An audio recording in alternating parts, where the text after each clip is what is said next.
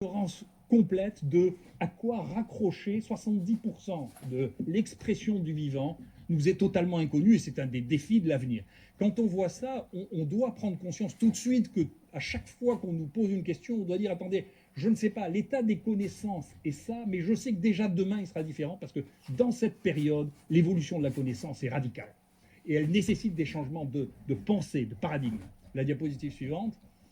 En même temps, nous sommes ignorants, mais on n'est pas tous au même degré d'ignorance. Il y en a qui sont ignorants parce qu'en plus, ils ne lisent pas, ils ne savent pas ce qui s'est passé. Donc il y en a qui sont ignorants parce que personne ne sait, et d'autres qui sont ignorants parce qu'ils ne savent pas. Je vais vous dire, premièrement, la folie de la grippe espagnole.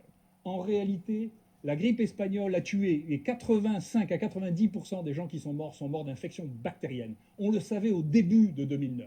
Et donc, c'est intéressant, la bonne pratique des antibiotiques que j'ai appris avec mon ami Bricaire, qui était on ne donne pas d'antibiotiques à la grippe, est pas vrai. C'est-à-dire que, en réalité, le fait de donner des antibiotiques aux gens qui ont 48 heures de grippe est la meilleure sauvegarde pour empêcher les gens de mourir. Et d'ailleurs, la proportion des gens qui meurent de grippe diminue et la proportion de ceux qui meurent de surinfection bactérienne diminue depuis qu'on a les antibiotiques.